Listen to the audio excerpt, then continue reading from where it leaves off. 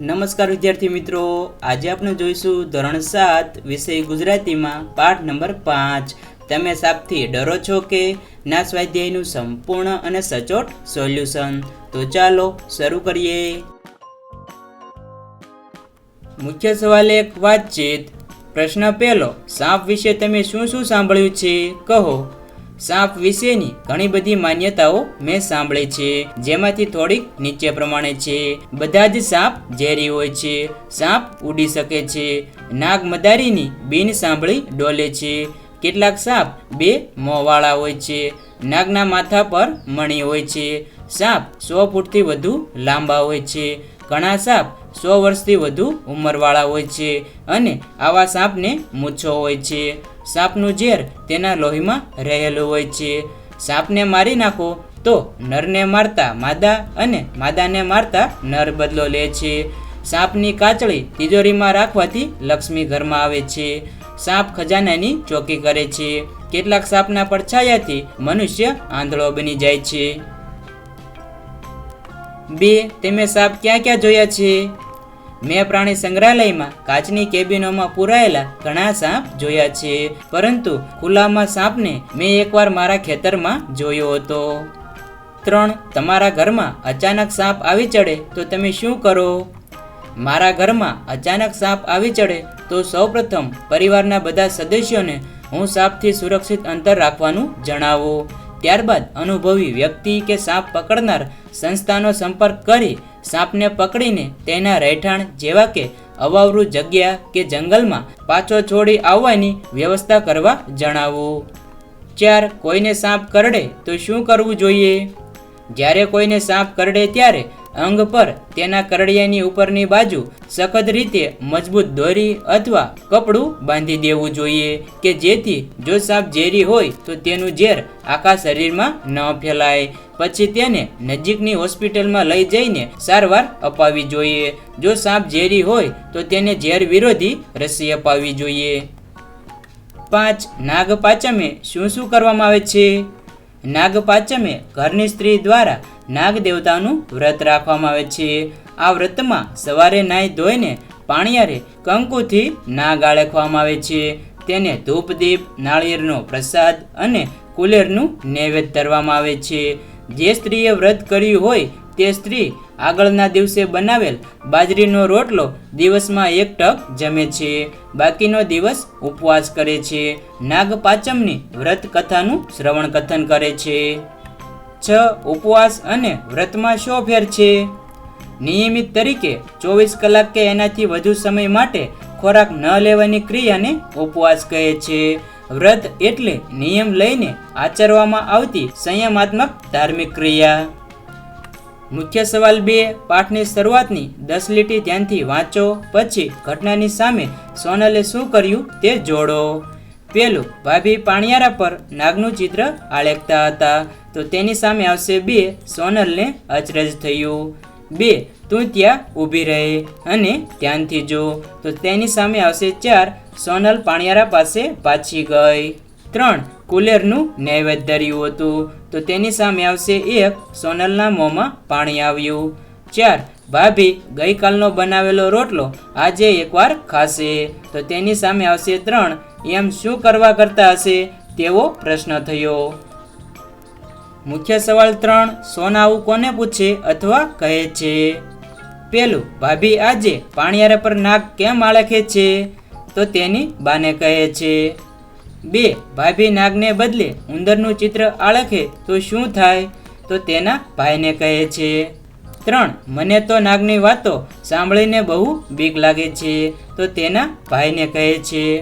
4. તો મદારીની મોરલીએ સાપ ડોલે છે એ વાત ખોટી તો તેના ભાઈને કહે છે. મુખ્ય સવાલ 4, જોડીમાં ચર્ચા કરો અને નીચેના વિધાનો પૈકી જે વિધાનોમાં સાપ વિશેની હકીકત રજૂ થઈ હોય તો હા અને સાપ વિશે પ્રવૃત્તિ ખોટી માન્યતા રજૂ થઈ હોય તો ના લખો. પહેલું, સાપ દૂધ પીએ છે તો હા અથવા ના. 2. સાપને 2 જીભ હોય છે તો ના. 3. નાગનો મણી બહુ કિંમતી હોય છે તો ના. 4. સાપ ગરડો થાય ત્યારે તેને મૂછ ફૂટે છે તો ના. 5. સાપ પૂરેપૂરી કાચળી ઉતારી ન શકે તો માંદો પડી જાય, તો હા. 6. બધા સાપ ઝેરી હોતા નથી, તો હા. 7. સાપ બહુ દૂર જોઈ શકે છે, તો ના. 8. સાપને કાન હોતા નથી, તો હા. મુખ્ય સવાલ 5. ઉદાહરણ વાંચો, સમજો અને આવા બીજા વાક્યો અને તેનો અર્થ લખો. ઉદાહરણ જોઈએ તો બધા સાપ ક્યાં ઝેરી હોય છે? તો તેનો અર્થ થશે બધા સાપ ઝેરી હોતા નથી. પહેલું, બધા છોકરા ક્યાં તોફાની હોય છે? તો તેનો અર્થ છે બધા છોકરા તોફાની હોતા નથી. 2. બધા દિવસો ક્યાં સારા હોય છે? બધા દિવસો સારા હોતા નથી. 3. બધા કામ ક્યાં અઘરા હોય છે? બધા કામ અઘરા હોતા નથી. મુખ્ય સવાલ 6. કૌંસમાં આપેલ શબ્દોમાંથી યોગ્ય શબ્દ પસંદ કરી શબ્દ સમૂહ માટેનો સાચો શબ્દ લખો. ભાભી આજ પાણિયારા પર નાગનું ચિત્ર આલેખતા હતા. પાસે પૂજા સામગ્રી પડી હતી. તેમણે કુલેરનું નૈવેદ્ય ધર્યું હતું. આજે એ એકટાણું પણ કરશે. મુખ્ય સવાલ 7. લીટી દોરેલ રૂઢિપ્રયોગનો અર્થ કૌંસમાંથી શોધી તેની નીચે લીટી દોરો. આ રૂઢિપ્રયોગનો ઉપયોગ કરી તમે બીજું વાક્ય બનાવો. પહેલું, કુલેર જોઈ સોનાના મોંમાં પાણી આવી ગયું. તો મોંમાં પાણી આવી ગયું તેનો અર્થ થશે ગમતી વસ્તુ ખાવાની તીવ્ર ઈચ્છા થઈ. વાક્ય જોઈએ, સાંજે મમ્મી જમવામાં છોલેપુરી અને ગુલાબજાંબુ બનાવવાની છે તેવું જાણ્યું ત્યારે મિલનના મોંમાં પાણી આવી ગયું. 2. બાઈએ સોનાને માંડીને વાત કહી. તો માંડીને વાત કહી તેનો અર્થ થશે શરૂઆતથી બધી વાત કહી. ફિલ્મ જોઈને આવેલા રાકેશે તેના મિત્રોને ફિલ્મ વિશે માંડીને વાત કહી. 3. સોનાને જવાબ ન આવડતા ભાભી એની વહારે આવ્યા. એની વહારે આવ્યા તેનો અર્થ થશે મદદે આવ્યા. સપનાને ગણિતના દાખલા આવડતા ન હોવાથી તેનું ગૃહ કાર્ય કરવા માટે પપ્પા તેની વહારે આવ્યા. મુખ્ય સવાલ 8. સાપને લગતી કોઈ પણ 3 કહેવતો શોધો અને તેનો અર્થ લખો. ઉદાહરણ જોઈએ તો સાપ કાઢતા ઘો પેઠી. તેનો અર્થ થશે એક મુશ્કેલી દૂર થતા બીજી મુશ્કેલી આવવી. પહેલું, સાપ મરે અને લાકડી તૂટે નહીં. તેનો અર્થ થશે નુકસાન વગર કામ થઈ જાય. 2. સંઘર્યો સાપ પણ નકામો. તેનો અર્થ થશે સાચવીને રાખેલી નજીવી વસ્તુ પણ ઉપયોગી થાય. 3. સાપ ગયા ને લીસોટા રહ્યા. અર્થ થશે સમયની સાથે વૈભવ જવો અને યાદો રહેવી. મુખ્ય સવાલ 9. પહેલા અને છેલ્લા શબ્દ વચ્ચે ક્રમિક એક નવા શબ્દો ઉમેરી નાનાથી મોટા 5 વાક્યો બનાવો અને વર્ગ સમક્ષ રજૂ કરો. ઉદાહરણમાં જે પ્રમાણે વાક્યો આપેલા છે તેવી રીતે આપણે હવે વાક્ય બનાવીએ. મેં સાપ જોયો. તો તેની ઉપરથી આપણે હવે વાક્ય બનાવીએ. પહેલું, મેં શાળાએ જતા સાપ જોયો. 2. મેં શાળાએ જતા સુભદ્રા કાકીના ખેતરમાં સાપ જોયો. 3. મેં શાળાએ જતા સુભદ્રા કાકીના ખેતરમાં લીમડા નીચે સાપ જોયો. 4. મેં શાળાએ જતા સુભદ્રા કાકીના ખેતરમાં લીમડા નીચે કાળા રંગનો સાપ જોયો. 5. મેં શાળાએ જતા સુભદ્રા કાકીના ખેતરમાં લીમડા નીચે કાળા રંગનો લાંબો સાપ જોયો. મુખ્ય સવાલ 10. ઉદાહરણ મુજબ વાક્ય લખો. ઉદાહરણ જોઈએ તો હું બજાર ગયો હતો. હું બજાર જાઉં છું. હું બજાર જઈશ. અમે સાપ જોયો હતો. અમે સાપ જોઈએ છીએ. અમે સાપ જોઈશું. અમે ગીરના પ્રવાસે ગયા હતા. અમે ગીરના પ્રવાસે જઈએ છીએ. અમે ગીરના પ્રવાસે જઈશું. ભરતે પતંગ ચગાવ્યો હતો. ભરત પતંગ ચગાવે છે. ભરત પતંગ ચગાવશે. મિતાલીએ ગૃહ કાર્ય કર્યું હતું. મિતાલી ગૃહ કાર્ય કરે છે. મિતાલી ગૃહ કાર્ય કરશે. સાહેબે વ્યાકરણ શીખવ્યું હતું. સાહેબ વ્યાકરણ શીખવે છે. સાહેબ વ્યાકરણ શીખવશે. મુખ્ય સવાલ 11. પ્રશ્નોના ઉત્તર લખો. પહેલું, વ્રત એટલે શું? વ્રત શા માટે કરવામાં આવે છે? વ્રત એટલે નિયમ લઈને આચરવામાં આવતી સંયમાત્મક ને ધાર્મિક ક્રિયા. હિન્દુ અને જૈન ધર્મમાં વ્રત એ ઉપાસનાનું મહત્વનું અંગ છે. વ્રત કરવાથી તમારી આધ્યાત્મિક ઉન્નતિ થાય છે. તમારામાં સકારાત્મક ઉર્જાનો સંચાર થાય છે. સાથે સાથે તમારા હૃદયની તંદુરસ્તી, મગજની ક્ષમતા અને રોગ પ્રતિકારક શક્તિ વધે છે. આમ વ્રતથી સ્વાસ્થ્ય માટે પણ ઘણો ફાયદો થાય છે. 2. સાપ માણસ જાતને સી રીતે ઉપયોગી બને છે? સાપ સંપૂર્ણ માંસાહારી જીવ છે અને તેના ખોરાકમાં નાના જીવડા, ઈયળોથી લઈને નાના મોટા પ્રાણીઓ છે. મુખ્યત્વે 80% સાપ ઉંદર પ્રજાતિના પ્રાણીઓ ઉપર નિર્ભર છે. ખેતરોમાં અને ગોડાઉનમાં અનાજોની સૌથી વધુ બગાડ આવા પ્રાણીઓ જ કરે છે. એક સંશોધન મુજબ પુખ્ત વયનો સાપ સરેરાશ રોજ 3 થી 5 ઉંદર પ્રજાતિના પ્રાણીઓનો શિકાર કરે છે.